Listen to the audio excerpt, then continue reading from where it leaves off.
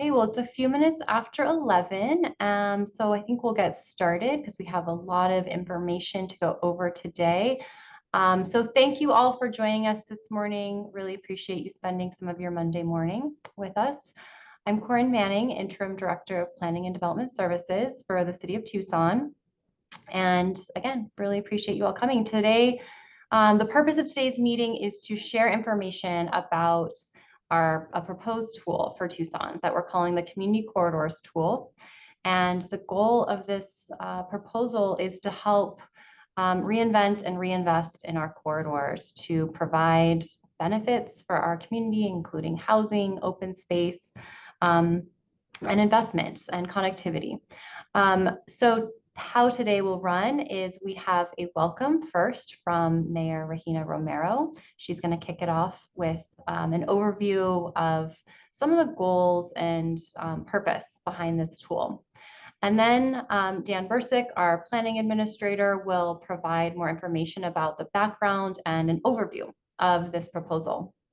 And then really what we're here for today is to hear from you, your comments and feedback. So we'll have time at the end for questions and comments, as well as a survey to get your input.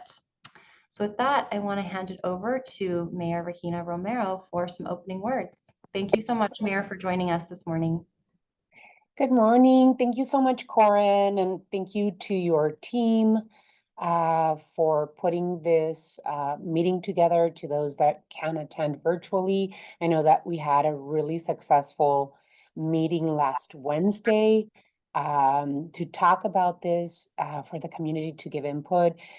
I'm really happy to be with you today. I'm going to have to apologize because I do need to jump off after my introduction, but I know that Corinne and Dan and the entire team will do a great job. We really want to hear from you. This is a concept that I have been dreaming about since I was a council member, and when I became mayor, we started moving this concept, which is our community corridors tool. Thank you for joining us today. I'm really happy that you're here. And I just want to let you know, just to reiterate, that Tucson is built on community engagement. We appreciate the time and energy you are all taking to make our city even better. And I want to let you know that we want your input. We're rolling out this tool based on what we have heard from our community. The direction that mayor and council have given our planning and development services team. But by no means is this final. So we do want your input. I'm really excited about it because as a council member, I recognize that the city of Tucson was not fully tapping into the potential of its abundant vacant land, which I believe was a detriment for us. Today, we have a chance to reshape our city's urban form to better meet the needs of its residents and the environment. That's why myself and my colleagues on the council directed staff to start working on a citywide zoning reforms designed to prioritize infill development, to transform underused and underutilized sites into new development opportunities that help all of us meet our climate, housing, and economic goals. Our city and the region are growing, yet we are not building the housing needed to keep pace with our population growth. So this is leading to limited housing supplies and increased prices. Many of our residents are getting priced out of community and our community, and they are one emergency from being evicted. So this is important to not just infill development, but also an opportunity to build more affordable housing in our city.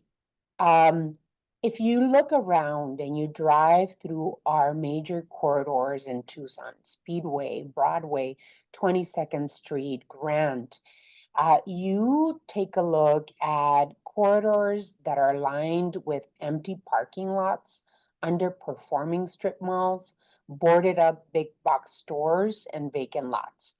These represent opportunities for redevelopment, a chance to reshape our city into the place we have envisioned together.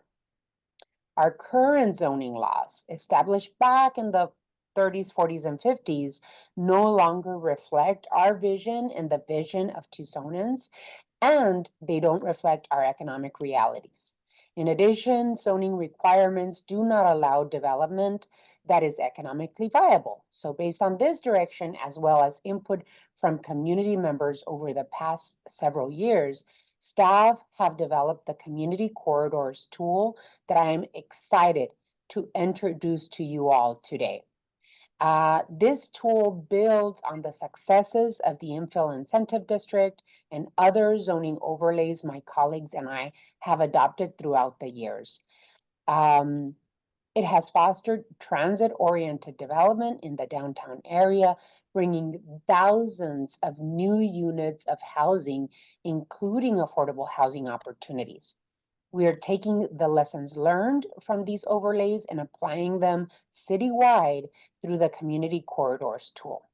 This tool helps implement many of the plans and policies adopted by mayor and council based on extensive community input over the last several years, including our very own Tucson Resilient Together, Move Tucson, and the Housing Affordability Strategy for Tucson. The One Water 2100 Master Plan is also embedded in the concept of the Community Corridors tool. Climate change is the defining challenge of our times, and this is why my colleagues and I declared a climate emergency back in 2020. We also directed city staff to develop a climate action and adaptation plan, Tucson Resilient Together, which was adopted back in 2023 after significant input from our community. The Tucson Resilient Together plan recognizes how we build our city. How we build our city can significantly influence our carbon footprint and how we experience urban heat. The plan includes strategies and actions that direct planning and development staff to adopt zoning changes to incentivize higher density, mixed use, mixed income, and affordable housing development, along with shade and green infrastructure. The Community Corridors tool is aimed at implementing those strategies and actions. By encouraging higher density development with open spaces and walkable streets, we can decrease reliance on automobiles, reduce greenhouse gas emissions, and mitigate the urban heat island, and increase the use of our public transit systems. The Community Corridors tool builds on robust engagement and planning of Move Tucson as well. This tool creates a zoning framework to redevelop sites so they are more compatible with transit use and align our future with different mobility investments. This means more residents will be able to live near transit options, making it easier and more appealing to choose transit over heavy traffic. It's about making our city much more navigable by foot, bus, bike, and streetcar, and hopefully one day the bus rapid transit system as well. The Community Corridors tool includes requirements for wide sidewalks, shade, and active ground floors, elements of the urban environment that make it much more appealing, safe, and comfortable to walk. This tool will also encourage neighborhood commercial uses, creating more destinations for residents within walking distance. In addition, this tool includes avenues to partner with the private sector on building complete streets. Especially large sites such as our malls represent an opportunity to connect our neighborhoods to our corridors with shaded, walkable streets. Back in 2021, Mayor and Council adopted the Housing Affordability Strategy for Tucson. In this plan, we directed the planning and development staff to update zoning to encourage affordable housing and attractive, high-quality, climate-adapted housing. The Community Corridors tool has incentives for affordable housing as well, because that is what our community and the residents of Tucson have told us time and time again we need. It encourages developers to create attainable housing by building smaller units and more units on site. We aim to increase the supply of affordable homes in areas where people want to live, close to work, to schools, to doctors, to high density places where all of the amenities that people usually use can be easily. You could take transit, you could take bike, you could walk there. It is making our city more inclusive and more equitable. And then on water, water in the desert is a precious resource, and we need to be conscious on how we use it.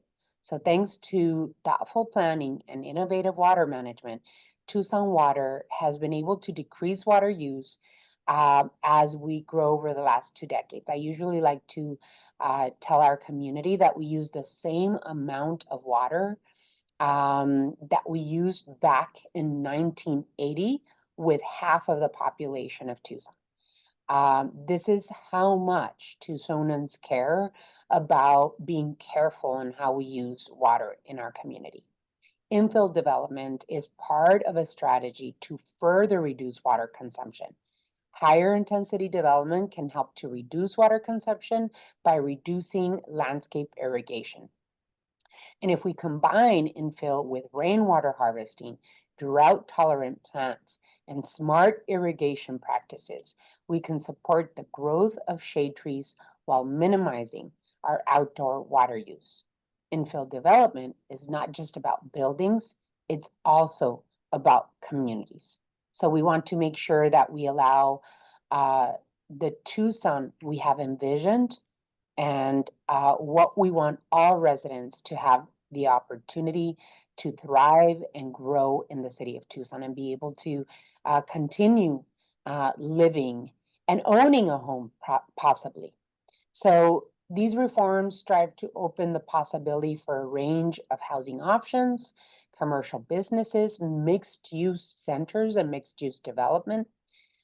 This tool also ensures that new development will transition in scale to lower density residential neighborhoods, requirements for open space, and incentives for adaptive reuse and historic preservation. So again, Tucson is a unique city, and we are committed to maintaining the livability, the character of our neighborhoods, while ensuring that we evolve to meet future demands. Change isn't always easy, but it is absolutely necessary. So these zoning reforms are about planning for the next generation while taking care of the current one. So let's continue our great planning work by ensuring our zoning code allows us to build the vibrant desert city that we have always envisioned as residents of Tucson. Thank you for your engagement. Thank you for your support. And again, I really want to encourage all of you to give us feedback so that we can finalize a tool that I believe in and have believed in for many, many years, will make a huge difference for the city of Tucson and our residents. With that, thank you to the Planning and Development Services team. Really appreciate your work, and let's make sure that we work on making sure that we have an equitable, resilient, and thriving desert city for generations to come. Thank you all. Thank you, Corinne, and I hope you have a wonderful gathering. Thank you very much, Mayor. Really appreciate you kicking us off with those words of sort of where this is coming from and all the various goals and vision from our community that we are trying to implement with this tool. So now I'm going to hand it over to Dan Bursick, our planning administrator, who will walk us through some more backgrounds and analysis that went into this tool, as well as an overview of the proposal. Excellent. Thank you, Corin. And thank you, Mayor. Really appreciate the intro and joining us today with us. All right. So before we get started, just wanted to talk a little bit about just kind of some meeting agreements we generally do for these public meetings. So just, when providing comments, be concise. When we're doing our questions and comments, allowing everyone to speak before speaking again. Just being respectful of others and different viewpoints. We have a lot of different viewpoints that are here. Stay on topic, and then please save the questions till the end of the presentation. We have a lot of information to get through. I want to make sure we get through it. And a lot of times, some of the stuff that I will be talking about, or we will be talking about, will likely answer some of those questions. So anyways, thanks for joining us. Really appreciate it. So the Community Corridors tool is pretty simple, has kind of pretty simple goals. So it really is to make infill development, especially affordable housing, easier to build upon our corridors. We want to, we're working towards a tool that does remove some of those barriers for attainable housing. So not just affordable housing, but attainable housing, promoting transit-oriented development, pedestrian-oriented development, that really helps to support our climate goals that the mayor had talked about previously.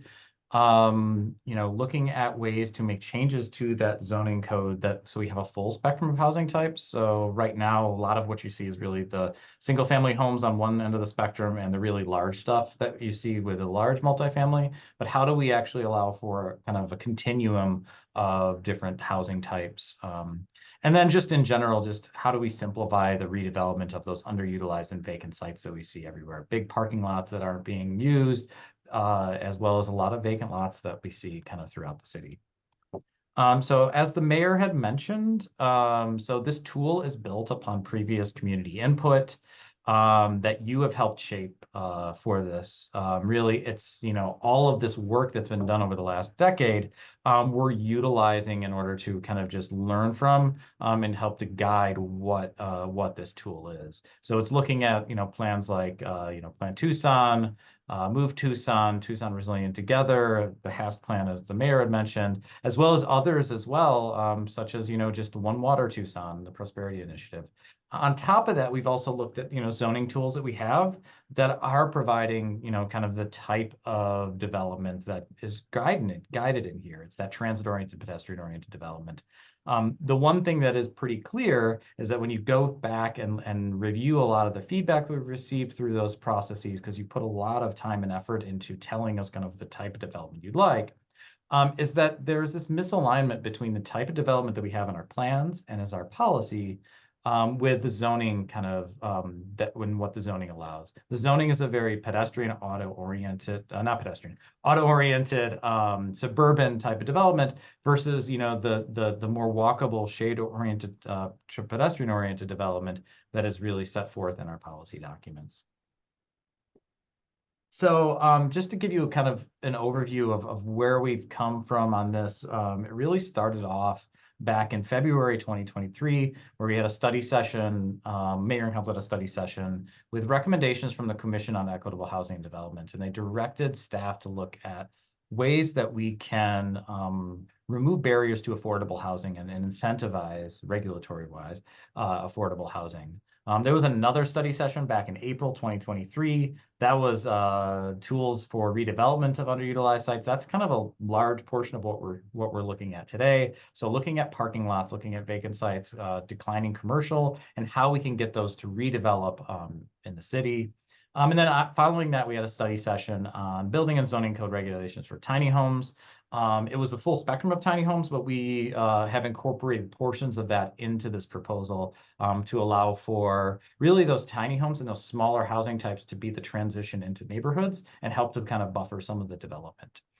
We have held some focus groups with kind of developers and development groups to really understand what are those barriers to development of multifamily housing and mixed-use development. So we're not really seeing a lot of it outside of our downtown. So really learning from, what is keeping those projects from occurring.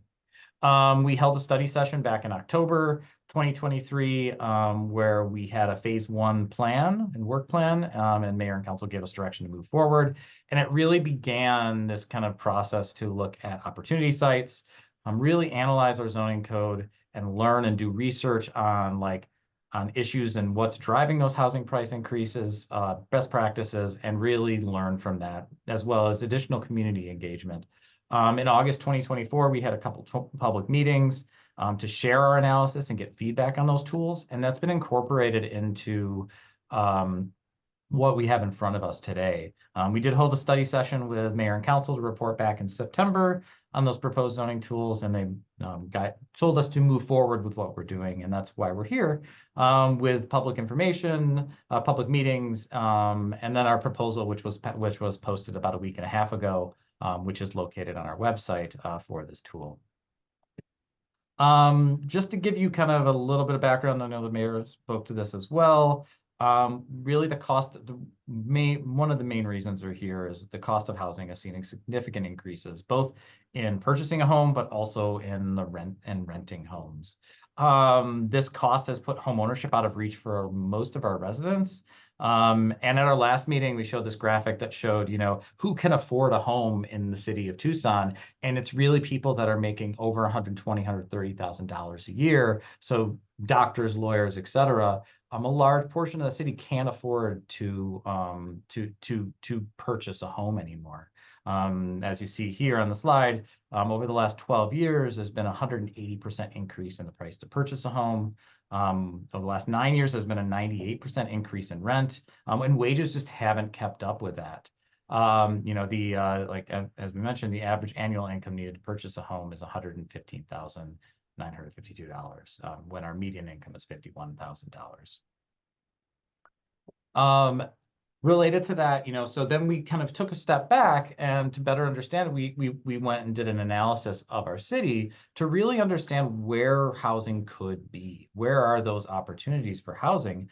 And we did an analysis, and we started to see all of these parking lots and all of these different areas along our corridors that could be redeveloped. And it really showed us that this is, where there is significant opportunity to have sizable kind of new housing be developed. And it really guided us on kind of understanding that, I think the biggest bang for your buck or whatever would be rezoning changes related to our corridors and our commercial zones and how that develops.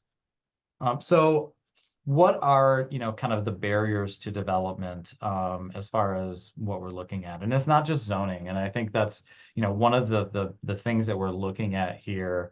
But on top of that, everything kind of has to come together correctly in order for development to basically occur within a market. So understanding that, there are several different things that kind of go together. You have zoning. So if your zoning doesn't match what can be built fiscally, you won't get any development. But there's also other things that are driving that. There's there's the cost of land, which is pretty high right now. It's the cost of construction and labor also has increased quite a bit in the last several years. And then also just the cost of lending money and borrowing money. So with interest rates up also makes it very challenging. So, you have to kind of align all of these. We did a market analysis to understand the kind of economic situation on what could be developed potentially and what, I guess, pencils out within the city of Tucson right now. And the one kind of housing model is really, a 4-story double-loaded corridor building with tuck under parking. And it's really that sweet spot that we learned that it's really 4 to 6 stories is where you start to see things penciling out. So you can actually, fiscally and financially make a project work. So understanding that, when we started looking at our zoning code, we started to see those barriers. And the reason why we're really not seeing a lot of new housing occur, especially along our corridors. If you look at our corridors, there are a lot of commercial and office zones. All of those allow for multifamily residential, but we're still not seeing it. And that's kind of went into a lot of what we learned. So some of the zoning barriers that we did learn about, and this is both through our opportunity site analysis, it's through just kind of some of the work that we've done with our overlays. AARP did a zoning audit of our zoning code as well and had suggestions. And really what it comes down to is parking requirements that limit the efficiency of use on a site. So having too high of parking minimums, height maximums. So this is just related to kind of building practices and how things have changed. In the past, 30 feet would get you 3 stories. Building floor to floor heights have increased quite a bit. So you can barely fit a 2-story building within 30 feet when you could previously do that. And you'll see a lot of our zones are matched. C1 allows for what was originally thought to be 3 stories at 30 feet, but you really no longer can actually build those 3 stories within that. Density and lot coverage regulations. So density requirements a lot of times force you into much larger units than you actually need. You'll end up with a whole bunch of 4 bedrooms if your density doesn't meet what the need is of the community. Building setbacks, we fixed a little bit of this, but there's still these kind of variable setbacks to where the taller you get, the further you have to set back, causing, again, all of these together end up causing a lot of challenges and reduce efficiencies within the site to be able to actually fit housing and increase cost to what you do. And then ultimately discretionary processes lead to a lot of uncertainty, a lot of time and a lot of cost that makes it, a lot of times if someone's on the fence of being able to develop, it makes it very challenging. An example of this, either very challenging or they'll go and they'll use the underlying zoning to develop something that's a lot easier to do. So again, it's that balance there. So what we are seeing getting built, so this is kind of an example of what we've seen, and it really is auto-centric, auto-oriented uses that are being built within our current zoning code. So it's either residential structures that we have here that are set back a ways with big parking lots in front that don't really speak to the street, or it's self-storage, or it's, drive-throughs, or it's car washes. Just an example of kind of, this project in the middle here, it is within one of our overlays, but because of the process related to our overlay that includes design review and everything else, they decided to develop under the underlying zoning. Again, the underlying zoning forced them to move that building back and really led to a product that really doesn't meet the goals as we had talked about. Again, it's that misalignment again of the zoning and what our policies are is what we're kind of seeing, kind of be built out on our streets right now. So why are we looking at zoning forms to really look at more housing? What we've seen elsewhere in the country, and also there's a lot of their federal policy pushing to do zoning reforms as well related to this to try to help with housing costs, is that cities like Minneapolis and Portland, or even Austin and Phoenix, show that land use reform has really, that allows for more height and intensity, has allowed for more housing to be built, and start to contain those housing prices to where they aren't going up nearly as much. And in some cases, as you see in Austin and Phoenix recently, you're starting to see those prices go down. They demonstrate that building more housing units, even luxury housing units, contain housing prices, and helps with kind of the filtering down to help with affordable housing. If someone comes into a market and wants to purchase a very expensive home, very nice home, but that home doesn't exist, they will go and purchase a cheaper home and upgrade it, pulling that unit off the market for someone who could previously afford it. So again, these cities have been able to kind of contain those prices as they over time. Really, if you look here, it's between 2017 and 2023, where we've seen significant increases all over the country. So in Tucson, what do we have and what do we have to learn from? We do have some existing tools that do kind of provide for more intense transit-oriented development, pedestrian-oriented development. Things like our downtown infill incentive district, things like our urban overlay districts, like the Sunshine Mile district or the Grant Road district. We do have some other kind of tools that allow for reductions of parking, but all of these are either geographically specific or they're discretionary processes. The interesting thing is really, if you look at this map on the right here, It's just that this is showing the number of multifamily units developed in the last 10 years since 2013 to 2023. And you see that 56% of the multifamily units that were developed in that 10-year time have all been done, have been done within our overlays, which is less than 10% of the land area in the city of Tucson. On top of that, the other 44% that was developed, you know, if you start looking at these big purple dots, you start to realize that those were planned area developments. So the underlying zoning didn't work for them, so they had to go through with a rezoning in order to do a planned area development. So you have, you know, you have right here, you have the Bridges, which has a large multifamily component. We have Irvington and I-19.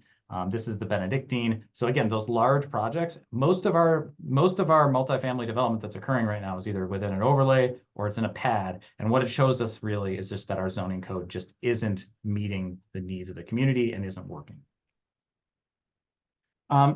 So this is how we ended up with the proposal in front of you.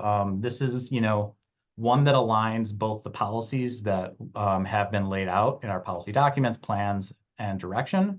But it also seeks to fix those barriers, keeping development types that support transit, provide more housing for Tucson, both types and amount, and help is to meet the city's climate goals.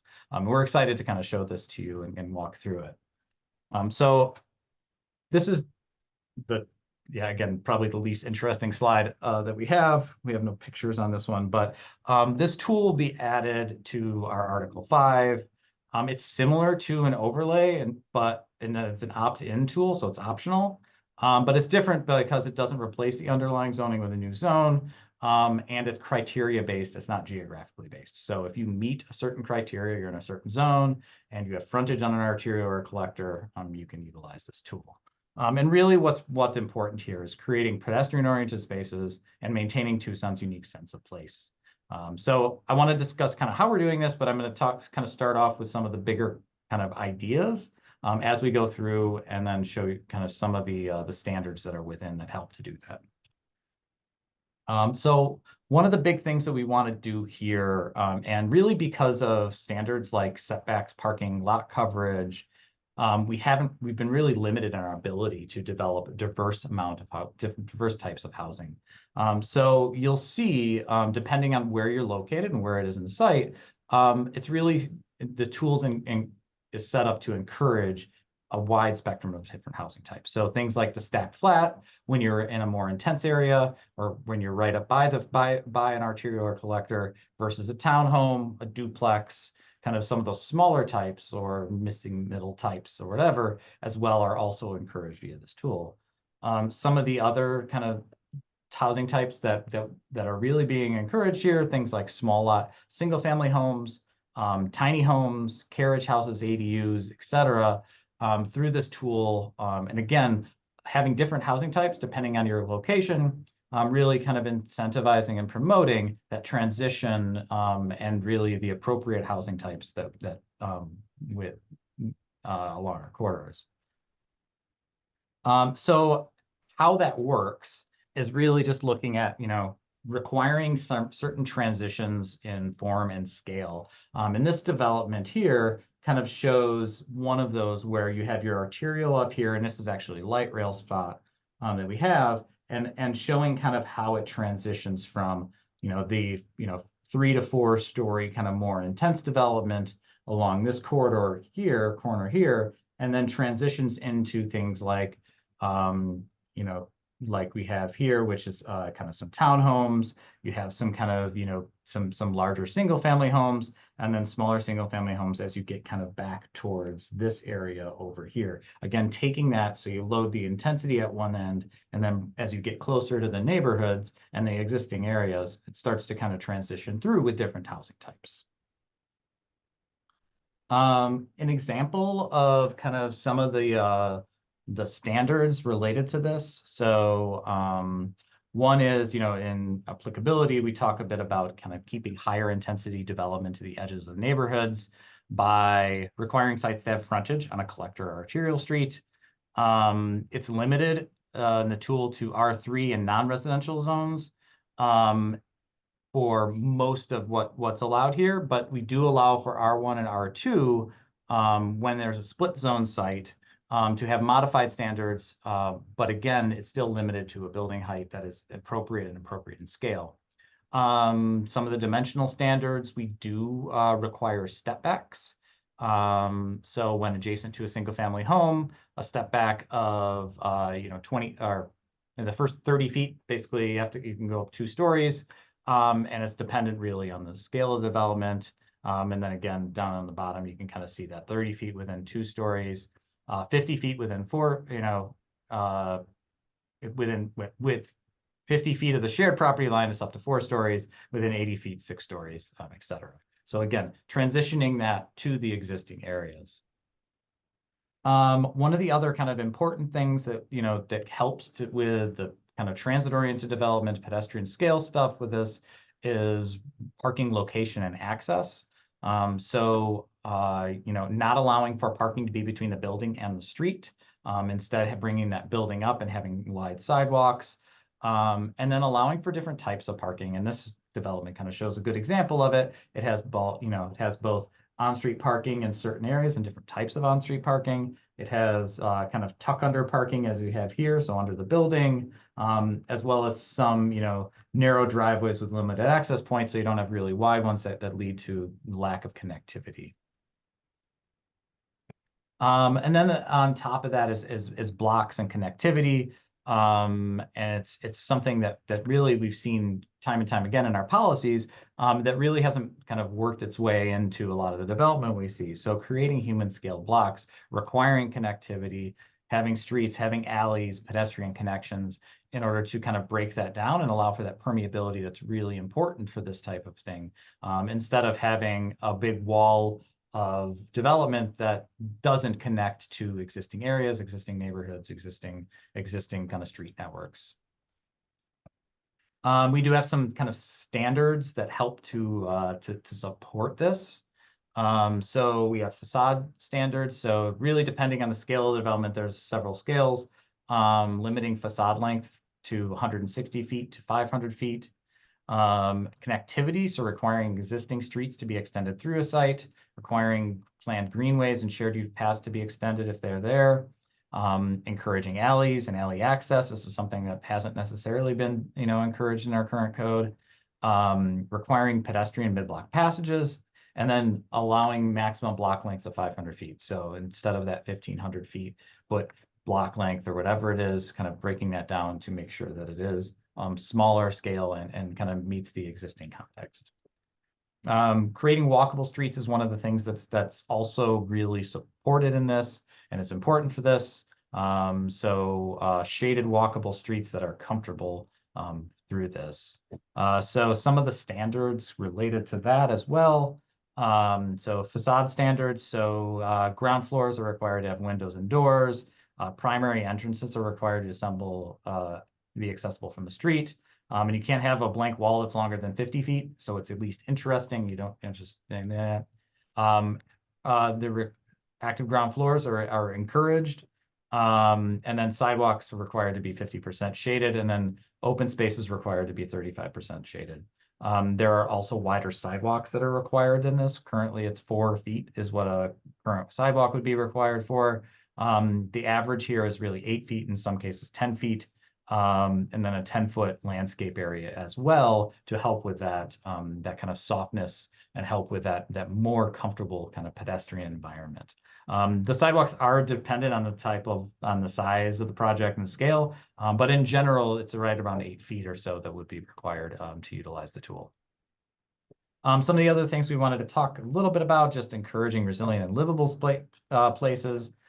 So requirement for a cool roof, or just even a white roof, whatever, as well as those landscaping standards for that, as well as kind of the shading that's required for this. So one of the key goals here really is to not to really address urban heat island effect. The transition of a vacant lot that's just sucking up heat to something that has a cool roof, that has landscaping, that has shade, is something to where we feel that this can, not only encourage the immediate situation related to heat on that site, but also by diverting development on the periphery, which really leads to increase in the overall urban heat island effect.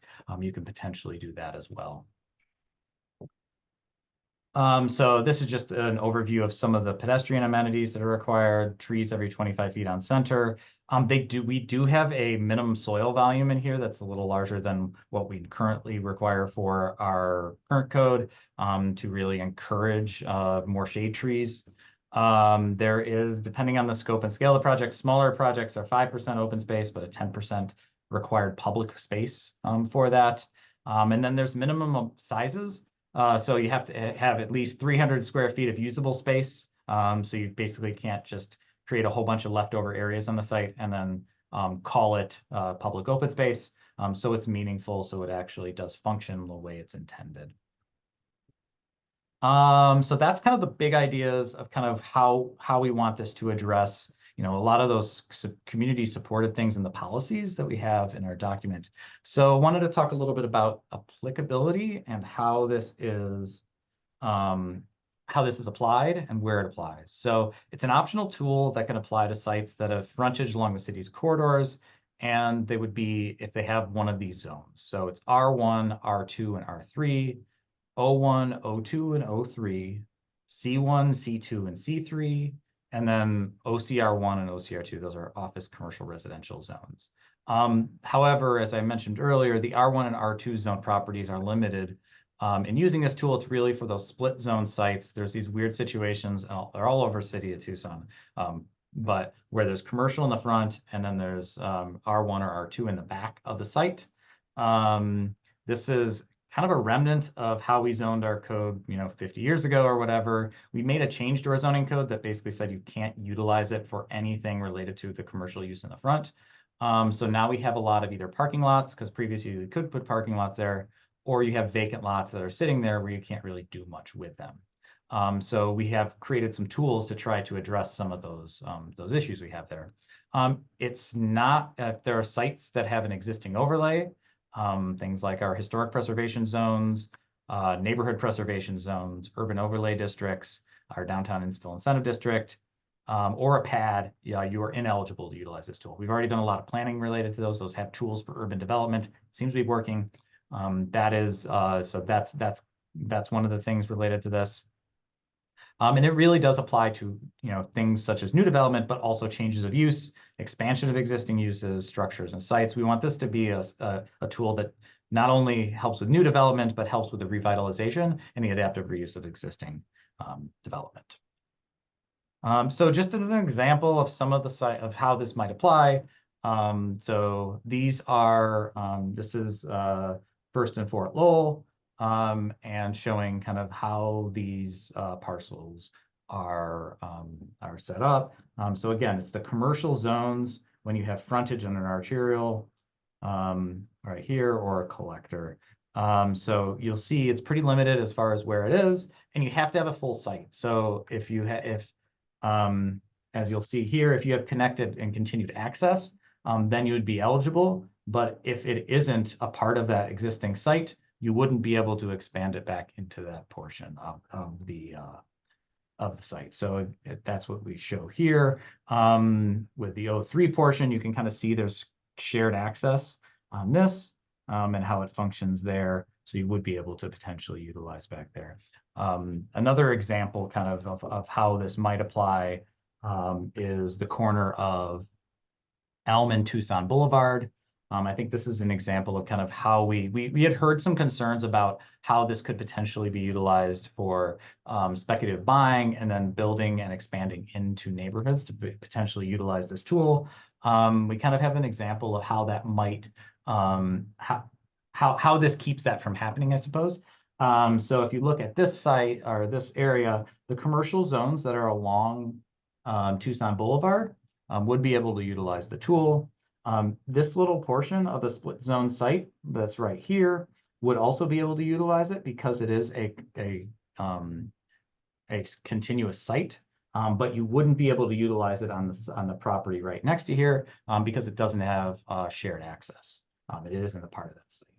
Another example is this one right here, where it's 3 parcels of C1 would be able to utilize it for that. But even though O3 is generally a zone that you can utilize for this tool, you wouldn't be able to utilize it for these homes that are currently developed within the O3 property within the neighborhood. Again, trying to limit that ability to take the tool, speculative go in, tear down homes, and then expand back into those neighborhoods. And that's kind of the limited applicability of something we heard as a concern in our meetings when we went out to the public about a month and a half ago, and how we've addressed it in this. You'll also notice that this pad 44 is not included as well. That is because it's one of those areas that are exempt or that cannot use the tool if you already have a pad or an overlay or something of that sort. So there are some slight modifications to permitted uses in this. One is that for the most part, uses allowed by the underlying zoning are permitted.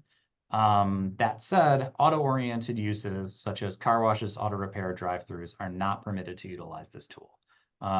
They can utilize the underlying zoning, that's fine, but what we're trying to do here is have supportive uses that help really support transit-oriented development and support the communities around them. Additional housing types are allowed in residential zones, such as townhomes, duplexes, and tiny homes. And then additional neighborhood-oriented uses are permitted in office and C1 zones. And those are things like if you had a cafe or small-scale retail, allowing for some of those zones to have some of those, and potentially something like a corner store or whatever within those areas. This is the dimensional standards and the building height and how the shifts that we're looking to make with this for this. So you'll see kind of on this chart here, on the top portion here is the underlying max height. So this is what the existing zoning allows along here. And then this is within the CCT or our tool max height. One thing you'll notice is that we tie stories to height. Our current zoning code doesn't do this, but it's basically because we know that building practices have changed and that floor-to-floor heights have changed, and we want to make sure we get a good product. We tie it to max stories. What you end up right now is in like a C1 zone, and you have 30 feet. You have people squishing 3 stories into 30 feet, and it looks really awkward and weird. What we're hoping for here is to allow for some flexibility to increase those building heights so people can have taller ceilings. You can have a taller ground floor retail, which is really, 14 to 16 feet is really what you need for that. So it looks appropriate and feels appropriate in scale.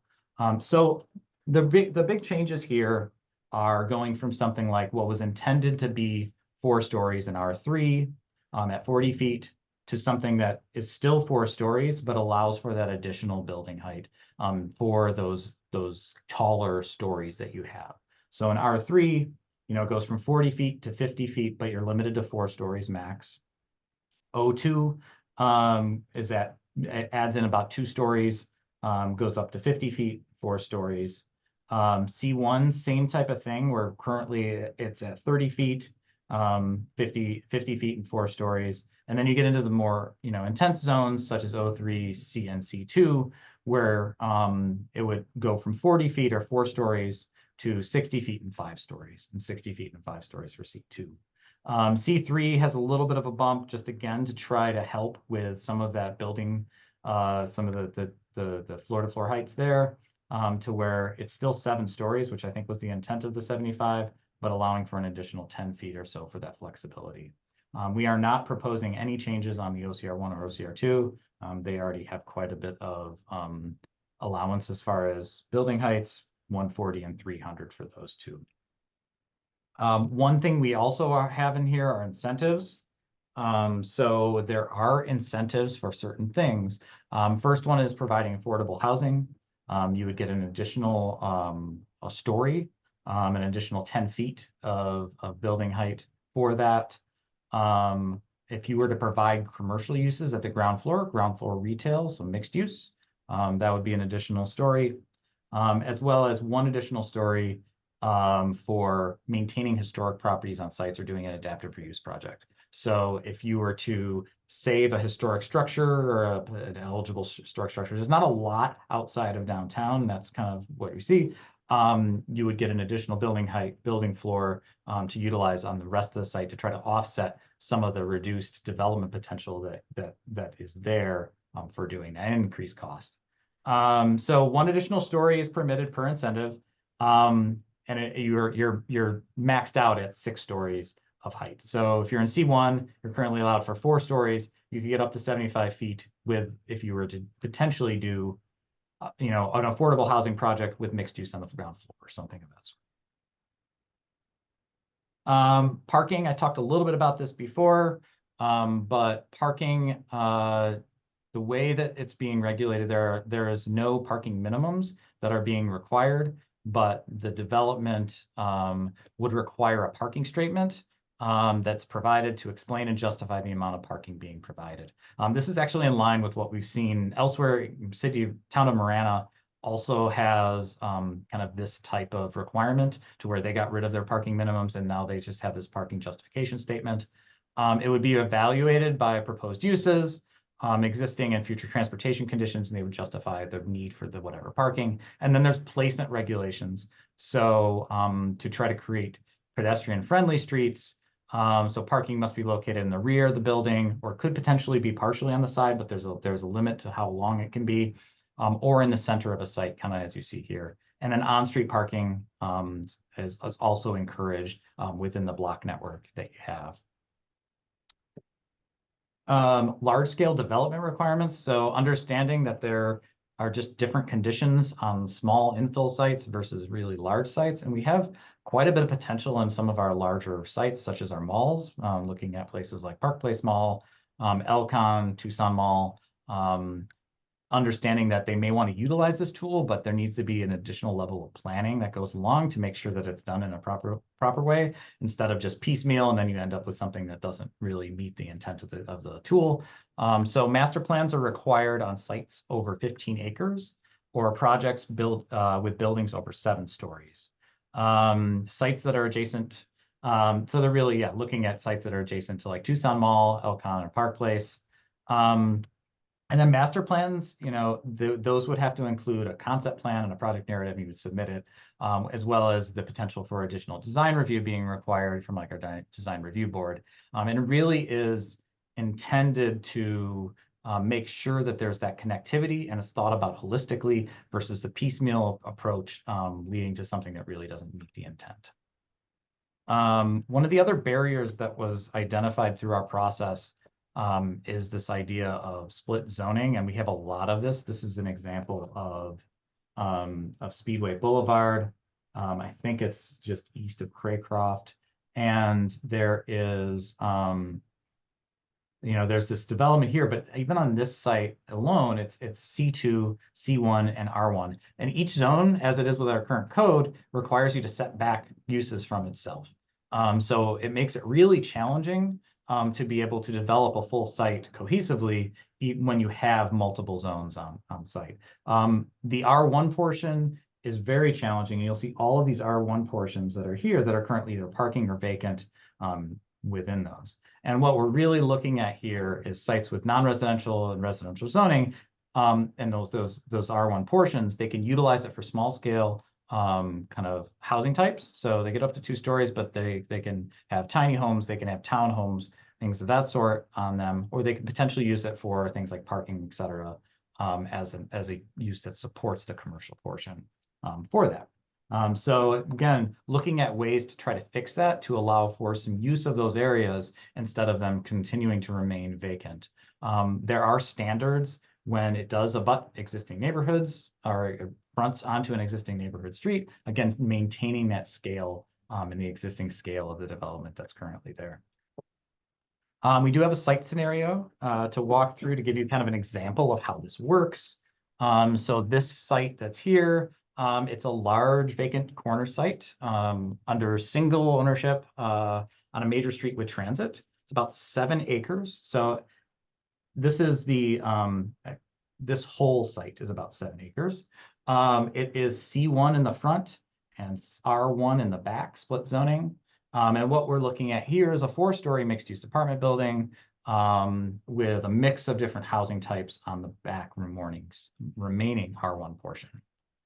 So what we've done here is really showed kind of how you can have a diverse amount of housing types throughout here. So having those four, the 4-story stacked flats here, and then as you start to move back, the scale changes. You have townhomes, as well as some duplexes, as well as kind of small single-family lot, and then even things like tiny homes and carriage houses in order to do so. So again, going from that more intense development that's along the arterial, and then kind of maintaining your kind of and kind of stepping your way back to the existing kind of areas and existing development places. So one thing that we're really trying to do here as well is encourage that walkability and how that kind of appropriateness within the existing fabric and context that's there. So some of the things that you kind of that are done here is one, existing streets are required to be integrated into the site, providing connections from the neighborhoods to corridors. Existing alleys are also encouraged to be integrated into the site and provide access to parking and garages. Maximum block and building facade lengths encourage more pedestrian scale instead of one big building. And then wider sidewalks and trees, again, continue to try to support that whole pedestrian environment within that development. So that's kind of how this was applied, and the code really kind of goes through and looks to provide the product that really supports those areas and makes it more appropriate with the surrounding context related to that. So it's kind of some of the things here is that, yes, you have the requirement for the pedestrian scale blocks and limits on facade length. It requires a street grid. The height and intensity is towards the front. And then having those different housing types really allows for that transition. So that's the community corridors tool. We're really hoping that this helps to transition into a place to where we are starting to see the type of development that we've been talking about for 10, 20 years in our plans, and really have set out with the vision for in the city of Tucson. I really appreciate the time, you guys letting us kind of present this to you. There are some ways to provide feedback. As the mayor had said, we're really looking for feedback and your input on this. So one, you can go to our website for this. There's a survey that has also an area in the back for the comment form. You can email us any feedback you have as well for that, and then the QR code will take you right there as well. Just moving forward, some of the kind of what we're thinking as far as next steps and timeline. Again, these are I guess it's October/November, our public meetings that we have there. Fall and winter, we're looking to have a study session and then ultimately a public hearing with Planning Commission, and looking for a mayor and council review at some point this winter in 2025. With that, I'm happy to answer any questions. I know it's a really lot of information, but really appreciate you sitting through it. Hopefully most people, still at 70 something people, so haven't had too many drop off.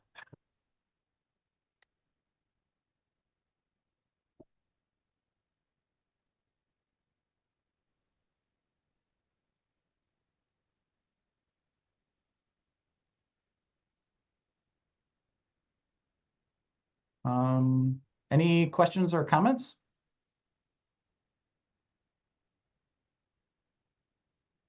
Yes, actually, I have a question. Of course. So let's take a look at 6th Street and 5th Street. Are those consider the kind of corridors you'd want to put these 6-story buildings on? Depends if it's a commercial zone or an R3 zone or something of that sort, it could potentially. It depends on the zone, so it's tied to the zone. If you're in if it's a C1, you would be allowed for a 4-story building. But there's still transition standards. So it could potentially limit it more as far as what that intensity would be. So I think there are some commercial zones that you could potentially do that with. But again, I think you're pretty limited by the existing context that's there. They run through historic neighborhoods as it is. Yeah, I mean, there are some historic neighborhoods. We did an analysis and there's very few overlaps with where the corridor tool could potentially be used with existing historic neighborhoods. There is a little bit of overlap. Perhaps you could give us some kind of an overlay as to where those are. Sure, yeah, we can definitely provide that info. I'll look forward to it. Of course. I Christopher, don't think that that those are either like mutually exclusive either. I think you can combine historic preservation with the corridor tool, so it can be done very well. I have confidence that it'll be able to do that. thank you. Okay, Christopher Ortega, you have your hand up? Hi, this is Hugh Martinez. My partner sent me a Zoom link, so you have to excuse me. I want to thank the city folks because the plan was very well thought out. Really appreciate the objective design standards because to be fair to a lot of the community members, we've seen some buildings that really don't articulate or don't really respect transitional height very well. So that was something that I really enjoyed about the plan.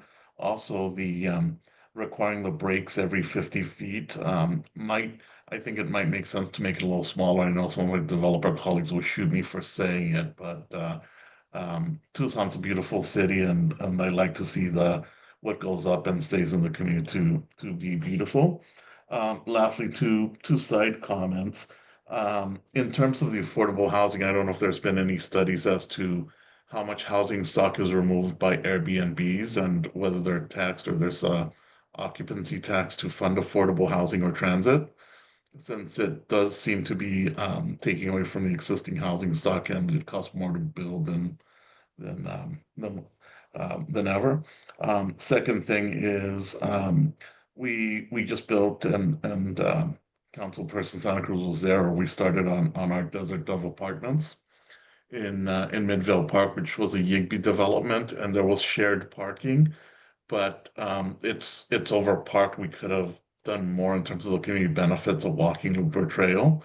So if there's any religious faith overlay as is happening in other jurisdictions, the parking would be a big thing. And I know it hasn't really been mentioned, but something to keep in mind. Great, thank you. So appreciate the comments. Yeah, so I don't think, at least from what I've seen, we have a really good understanding of the impact of Airbnb and short-term rentals on housing stock. I know that from what we've seen is that it definitely has a larger effect on smaller communities versus larger communities. So places like Flagstaff, places like Sedona, and we're also pretty significantly limited by the state on what we can actually do related to that. So it is kind of challenging. But I do appreciate the comments related to that. Vicky, I think you're next.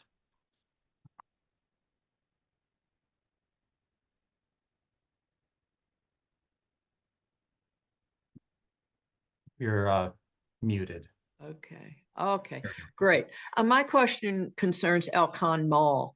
And I know from living here for a while, there's been huge resistance to developing that.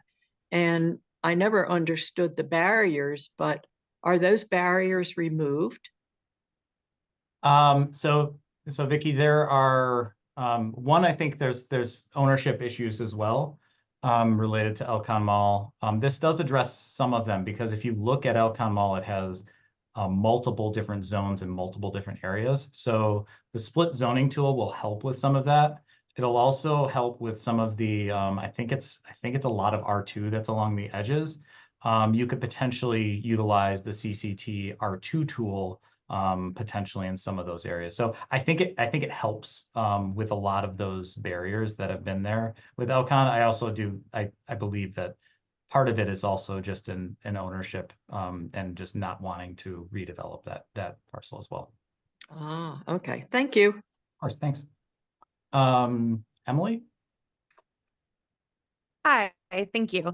So you explained a lot about how this tool would be beneficial, but I was just wondering if you explain like what could potentially someone see as like the drawbacks of using this?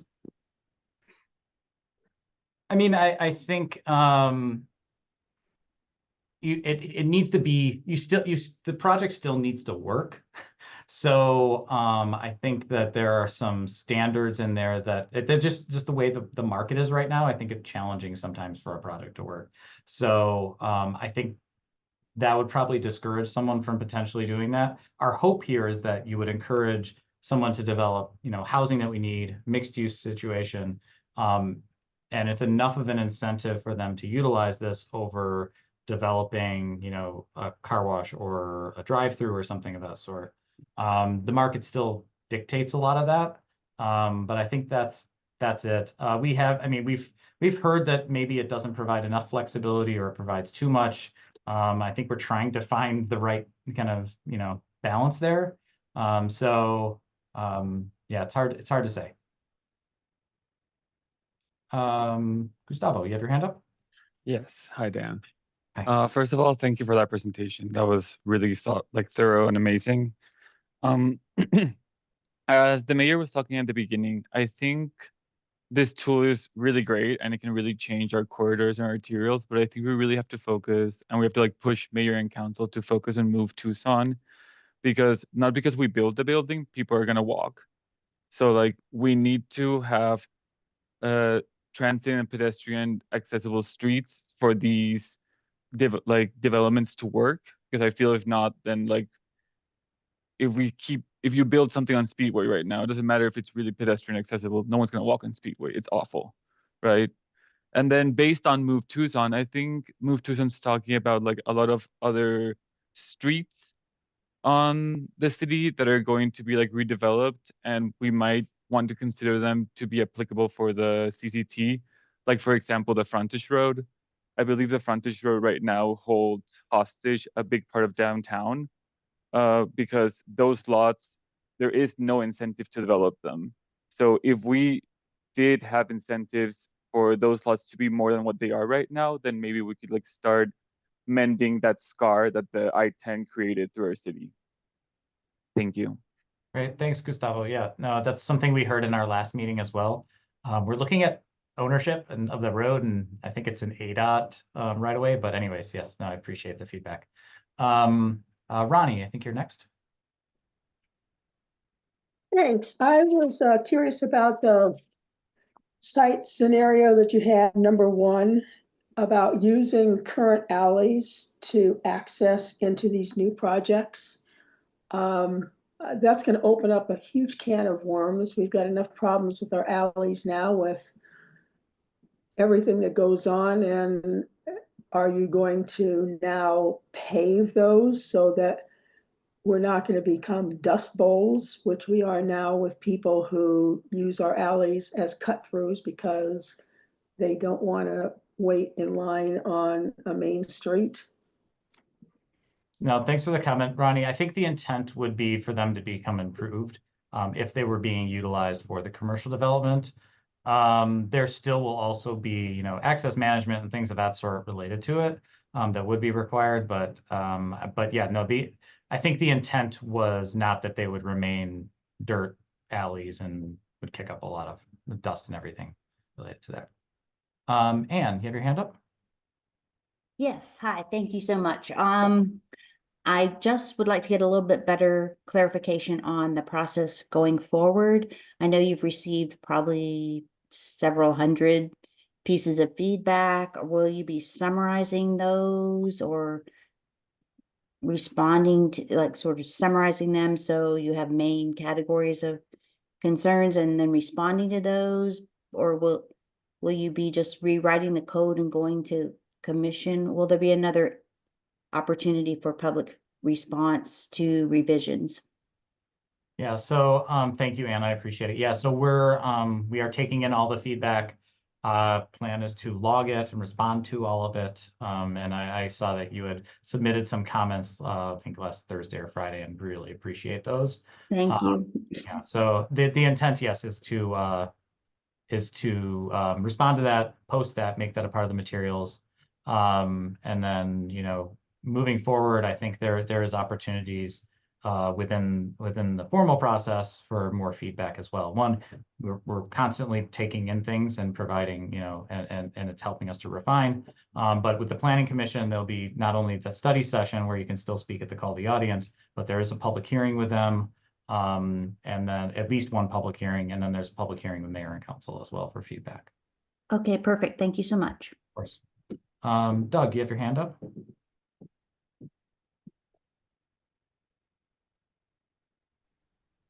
Yeah, I wasn't sure if you're going to unmute me or not. Well, thank you guys for this, and very thoughtful. We do a lot of work in the affordable housing LIHTC space and have dealt with form-based codes, walkable urban codes, which this very much aligns with. And I will just, as a comment of the challenges that we have run into, are I think this direction provides a much better urban landscape, a pedestrian landscape. The challenges we have with like a LIHTC funded project, though, is that the length of the buildings, the number of openings, there's a lot of things you have to do that makes projects much more articulated, which is good on one hand, but much more expensive on the other hand. And is there some way you guys can accommodate some administrative review or relaxation of these standards to really to help a true LIHTC, maximum 60% AMI project live in these spaces and be compatible without having to go 100% for everything? We've been battling a project in Flagstaff with their form-based code that it made the project so expensive, and been trying to fund that thing for 5 years now. No, thanks for the feedback, Doug, and really appreciate it. I think that that's something we can look into. I think what we are trying to do here is really find that balance between being so prescriptive that it's increasing a ton of cost, but still providing the benefits of some of those. So we're trying to find the balance, essentially, is what we're trying to do right now. Right. Andrew, oh, sorry. Yeah, of course.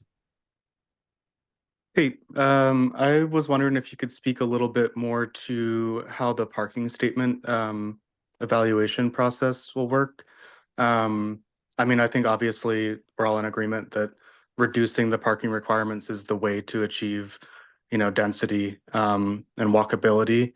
I think there's some concerns I've heard, though, relative to like how much speculative transit projects may play a role in that evaluation process, especially given the issues with a lot of these RTA projects just not happening for 20 years. And then do we find ourselves in a situation where we built all this housing that's not car-centric, but we still have a car-centric city?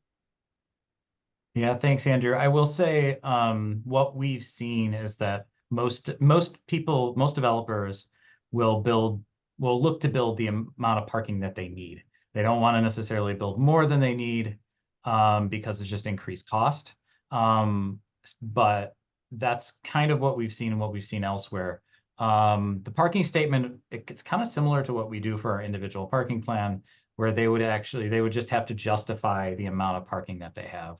A lot of times they have developments elsewhere, so they have numbers that they're working off of anyways, and they would have to justify that. And then they could say, from what we've seen elsewhere, we have a project that's on transit that has, or is on a bike boulevard or whatever, and we don't see the need necessarily for this. Or if it's an affordable housing project, a lot of times you need less parking in those than you would for like a market rate apartment complex. So basically them providing a parking statement, a lot of times a parking study would already be done with a lot of those developments. They would submit that to us, kind of justify what level they're parking at. And that's kind of how that would work. Like I said, this is something that Marana put in place, I think 2 or 3 years ago. We met with their staff and the people up there, and it seems to be working pretty well as far as how it works. Okay, thank you.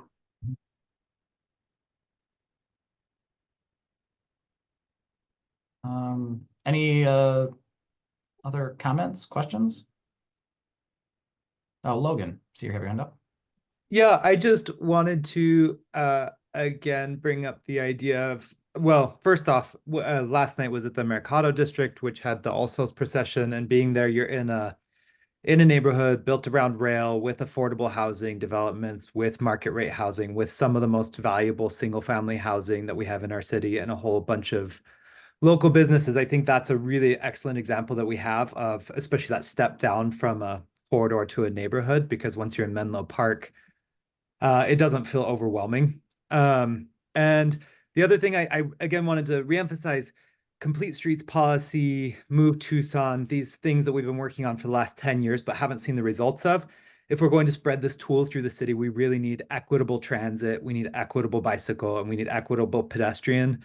And so as we pass this on to mayor and council, we need to say, like, if we're going to use this tool and if we do want to allow for reduced parking and if we actually do want to see reduced carbon, we really do need to push every level of the city to be promoting opportunities to not just be in a car. Because if it is only car, then we have density like LA where you step out of the apartment building onto essentially I-10. And rather, I would want to see something like a Portland where you have a light rail station and a bicycle lane and a walkable community right outside of your apartment. So again, just reemphasize as we pass this along, mayor and council, please follow through with the Move Tucson and the complete streets policy. Excellent. Yeah, no, thanks, Logan. Appreciate it. That's great.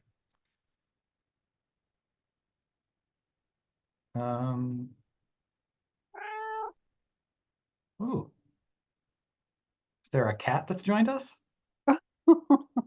And I agree with its comment. Sorry about that. No, that's fine. I love it. Great.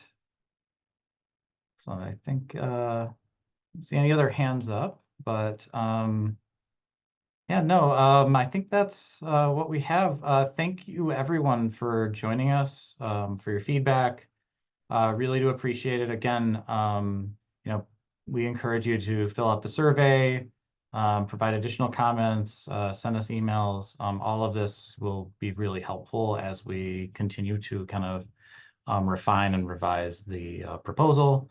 Definitely make sure as we move forward that you are on our email list. We'll make sure you are aware of any additional and upcoming outreach that we do related to this in the next steps in the process. So thank you, everyone, and we really appreciate it. Oh, Anne, you have your hand up? Sorry, I just heard you say try to get on an email list. I am on one. I don't remember how I got on that. Could you put on your website how to get onto the email list, like, or an option to say I want to be on email? Because I don't know if many people in my neighborhood, for example, are on your list. Yes, we will. We can definitely add that to the website for this. But yes, everyone who is here and everyone who is registered, we've definitely taken your email and has been added to our list as well. Great. Excellent. Well, thanks, everyone. Appreciate it. I hope you have a great rest of your Monday.